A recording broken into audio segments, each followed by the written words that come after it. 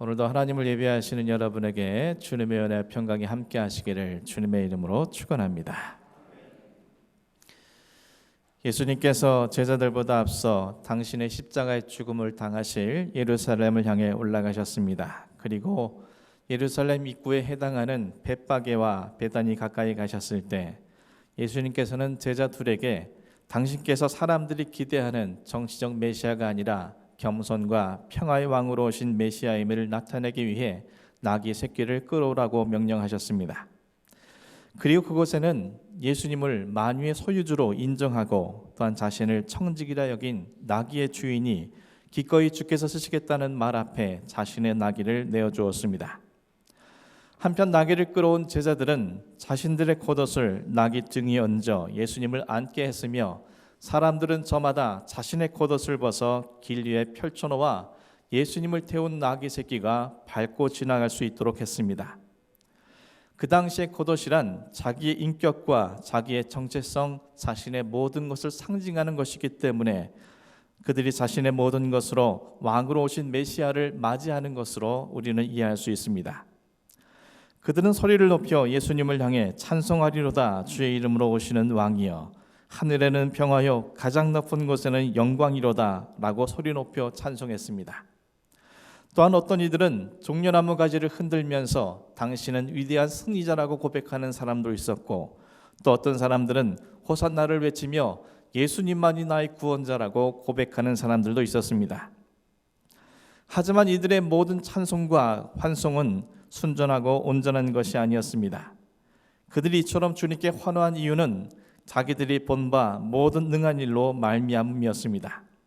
이는 것 그들의 환호와 찬양은 순전하신 예수님을 향한 것이 아니라 예수님이 갖고 계신 능력 때문이었음을 성경은 지적을 하고 있습니다.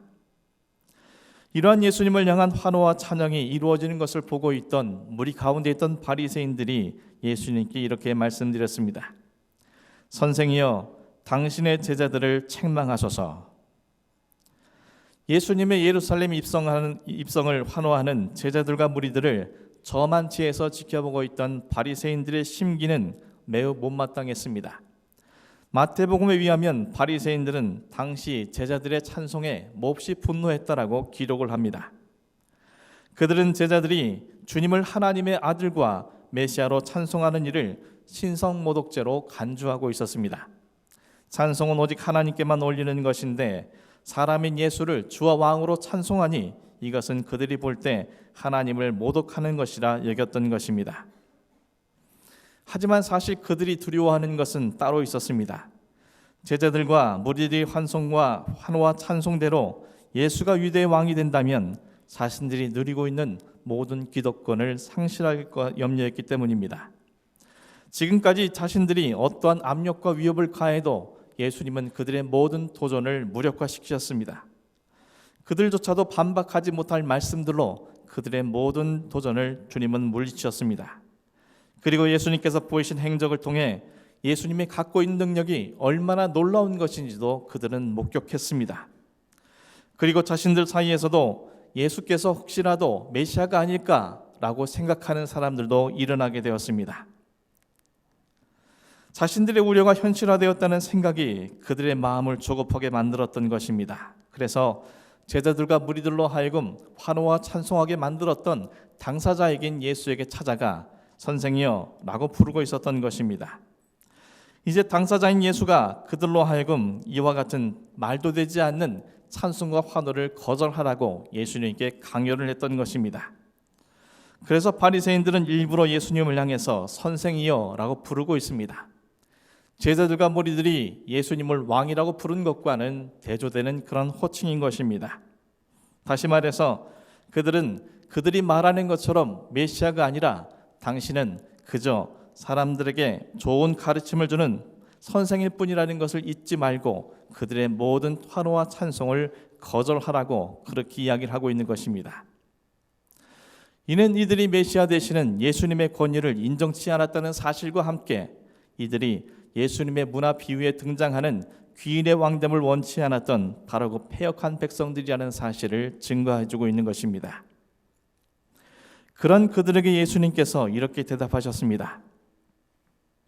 내가 너희에게 말하노니 만일 이 사람들이 침묵하면 돌들이 소리 지르리라. 예수님은 그런 바리새인들의 요청을 단호하게 거절하셨습니다. 이 사람들이 침묵하면 돌들이 소리 지르리라. 사람들이 찬양하지 않으면 흔히 볼 수 있는 하나님의 피조물인 돌들이 찬양한다는 것은 결국 바리새인을 비롯한 유대교 지도자들의 불신앙을 주님께서 비판하신 표현인 것입니다. 왜냐하면 예수님이 만유의 지혜신 창조주이시며 왕이시라는 사실을 피조물인 돌들도 알고 있는데 말씀에 정통하다는 바리새인들은 제자들을 꾸짖어 제지하라고 주장하고 있기 때문입니다. 더욱이 돌들은 세례 요한이 스스로 아브라함의 자손을 여기는 유대인들을 책망하면서 사용한 예도 찾아볼 수 있습니다. 그때 세례 요한은 하나님께서는 능히 이 돌들로도 아브라함의 자손을 만들 수 있다라고 그들에게 말하였습니다. 이는 돌들로도 하나님의 자손을 만드실 수 있는 하나님을 사람이 찬양하지 않고 인정하지 않는다면 돌들로도 예수님이 왕이시라는 사실을 찬양하도록 만들 것임을 밝히신 것입니다.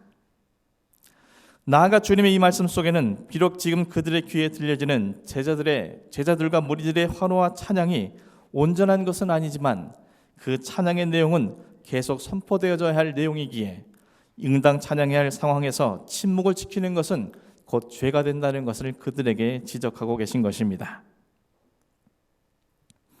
사랑하는 성도 여러분, 예수님께서는 바리새인들에게 해주신 답변을 통해 오늘 우리에게 마땅히 드려져야 할 찬양이 무엇인지 그리고 그것을 드리지 않는 것이 얼마나 무서운 죄인지를 우리에게 말씀해 주고 있습니다. 주님은 너희가 침묵한다면 내가 이 돌들로 소리 지르게 할 것이라고 우리에게 강력하게 말씀하고 계십니다. 그렇다면 우리가 마땅히 드려야 할 찬양이 무엇입니까? 비록 온전치 않은 고백이었지만 제자들과 무리들이 드린 찬양의 내용만큼은 주님이 받길 원하시는 온전한 내용이었습니다. 때문에 주님은 바리새인들이 듣기 싫어하는 그 찬양을 침묵한다면 돌들이 소리 지를 것이라고 그들에게 말한 것입니다. 본문 속 누가가 전하는 우리가 마땅히 드려야 할 찬양이 무엇입니까? 본문 38절은 기록합니다. 찬송하리로다 주의 이름으로 오시는 왕이여 하늘에는 평화요 가장 높은 곳에는 영광이로다. 제자들과 무리들이 한 찬송의 고백은 두 가지입니다. 먼저는 예수님께서 주의 이름으로 오시는 왕이시라는 사실입니다. 여기서 주라는 것은 당시 성부 하나님만을 이야기하는 것입니다. 그리고 이름이라는 것은 누구의 대리인으로 누구의 권위를 잇고라는 뜻을 갖고 있습니다. 따라서 주의 이름으로라는 말은 여호와 하나님의 대리자의 자격으로라는 의미가 됩니다. 이로 보건대 본 찬양의 내용은 예수님이 바로 유대인들이 이스라엘 역사 가운데에서 가장 기다리고 기대하던 바로 그 메시아라는 사실이며 특별히 누가는 왕으로 표현함으로 말미암아 예수님께서 하나님이 이 땅에 보내신 왕의 권위를 가지신 분이라는 사실을 강조하여 말하고 있는 것입니다. 두 번째 찬송의 내용은 하늘에는 평화요 가장 높은 곳에는 영광이라는 것입니다.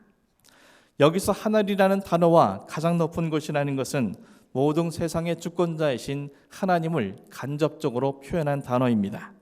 따라서 하늘의 평화라는 것은 하나님께 평화라는 의미가 됩니다. 예수님께서 이 땅에 당신의 이름으로 왕으로 강림하시고 이를 이루시기 위해서 십자가 대속의 죽음을 위해 예루살렘으로 올라가시는 것은 곧 죄로 인해 인간과 원수되었던 하나님이 장차 예수 그리스도의 죽음을 통하여 인간과 화해하며 평화의 길이 열렸다는 의미가 됩니다.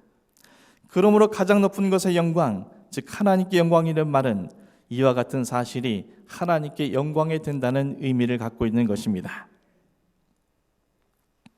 사랑하는 성도 여러분, 주님께서는 오늘 이와 같은 사실을 모든 사람들 앞에 찬송하고 선포하라고 말씀하고 있습니다. 오늘도 주님은 우리가 침묵하지 말 것을 명령하고 계십니다. 침묵이란 무엇입니까? 입을 다물고 조용히 있는 것을 말합니다. 침묵 그 자체의 뜻만으로는 문제가 되지 않습니다. 하지만 침묵이 묵인의 의미로 사용되어진다면 그것은 그 의미 자체가 달라지게 됩니다. 누군가의 위협이나 자신에게 있을지 모를 불이익 때문에 반드시 해야 할 말을 하지 않는다면 그것은 묵인이 됩니다. 만일 예수님께서 바리새인들의 의혹으로 인해서 제자들과 무리들에게 침묵하라고 제지를 했다면 침묵하게 하신 예수님께서 진정한 우리의 메시아 왕이 되실 수 있겠습니까? 만일 제자들과 무리들이 바리새인이나 종교 지도자들의 위협 때문에 주의 이름으로 오신 왕에 대해 침묵한다면 그들이 진정 메시아 왕의 백성이 될 수 있겠습니까? 우리가 살아가는 이 세상에는 수많은 것들이 왕 노릇을 하고 있습니다. 절대 권력을 가진 강대국이, 다른 나라 사람보다 더 많은 부를 가진 자들이, 남들보다 더 큰 명예를 가진 자들이, 남들보다 더 많은 지식을 가진 자들이, 남들보다 더 높은 지혜를 가진 자들이, 크고 작은 권력을 가진 자들이 자신들이 가진 그것으로 우리가 살아가고 있는 곳곳에서 왕 노릇을 하려고 합니다. 오늘날 이 나라에 일어나고 있는 모든 일들이 바로 여기에서 비롯된 것이 아니겠습니까? 하지만 문제는 그들이 왕 노릇을 하려고 하는 것에만 있지 않습니다. 그들이 아무리 왕 노릇 하려고 한다 해도 그들을 우리의 왕으로 인정하지 않으면 그들은 결코 우리의 왕이 될 수 없습니다. 하지만 우리는 침묵합니다. 우리는 묵인합니다. 그들을 왕으로 인정하지 않을 때 내게 찾아올 수 있는 위협과 또한 우리에게 찾아올 수 있는 불이익 때문에 우리는 아무런 말도 하지 않는다는 것입니다. 아니, 좀 더 심하게 말한다면 우리 스스로가 그들의 밑에 들어가서 그들로부터 얻을 수 있는 유익을 계산하며 그를 나의 왕의 자리에 두려고 한다는 것입니다. 마치 제자들과 무리들이 예수님의 능력만을 바라보면서 격앙된 소리로 예수님을 하나님의 보내신 왕으로 찬송하고 소리 높여 외쳤던 것처럼 말입니다. 더 심각한 것이 있습니다. 그것은 우리는 우리가 가진 그 무엇으로 누군가의 왕 노릇을 하려고 한다는 것입니다. 내가 가진 직위, 내가 가진 재물, 내가 가진 권력, 내가 가진 능력, 내가 가진 믿음, 내가 가진 신앙 경력, 내가 가진 은사, 내가 가진 것이 무엇이든지 간에 그 자그마한 것으로 할 수만 있다면 남 위에 내가 살아가려고 합니다. 그를 내 밑에 두고 내 마음대로 움직이려고 하는 모습들이 우리 안에 있다는 것입니다. 내 위에 왕을 모시는 것보다 내가 누군가의 왕이 되려고 하는 것이 얼마나 무섭고 큰 죄인지를 바리새인들과 종교 지도자들의 모습을 통해서 우리는 확인할 수 있게 됩니다. 사랑하는 성도 여러분, 우리는 그런 세상을 향해서, 그런 그들을 향해서, 그런 내 자신을 향해서 우리의 진정한 왕은 오직 예수 그리스도이실 분임을 소리 높여 찬송하고 선포할 수 있기를 간절히 소망합니다. 나와 당신을 다스릴 수 있는 분, 나와 당신을 움직이실 수 있는 분, 나와 당신의 생각과 마음을 주장하실 수 있는 분, 나와 당신을 도우시고 보호하시고 책임져 주실 수 있는 유일한 하나님, 그분이 진정 예수 그리스도이신 분임을 우리의 입술로, 우리의 삶으로 소리 높여 찬송하고 선포할 수 있는 여러분이 되기를 간절히 소망합니다. 사랑하는 성도 여러분, 만왕의 왕이시며 우리 구원주가 되시기 위해서 이 땅에 오신 예수 그리스도를 기념하는 대림절 두 번째 주일을 맞은 오늘 우리에게 주신 주님의 명령과 같이 주의 이름으로 오실 왕 예수 그리스도를 여러분의 입술과 삶으로 소리 높여 선포하시는 여러분이 되기를 간절히 축원합니다. 우리가 소리 높여 선포하지 않고 침묵한다면 주님은 저 돌들을 명하시어 그들로 하여금 소리 지르게 하실 것이며, 그리고 침묵과 묵인을 한 우리에게는 죄 없다 말씀하지 않으실 것입니다. 사랑하는 성도 여러분, 여러분의 입술과 삶 위에 하나님의 대리자로 이 땅에 오신 만왕의 왕 예수 그리스도께서 오늘도 강림하시기를 간절히 축원합니다. 여러분의 삶을 친히 다스려 주시어 하나님께는 평화와 영광의 찬송이 수없이 많은 거짓 왕들로 판치고 있는 세상에 여러분을 통해 크게 선포되음으로 말미암아 예수 그리스도가 왕 되심이 오늘 우리의 삶의 자리에서, 그리고 온 세상 가운데에서 온전히 실현되어질 수 있도록 여러분의 믿음으로 나아가시는 복된 삶이 될 수 있기를 주님의 이름으로 간절히 축원합니다. 기도하겠습니다.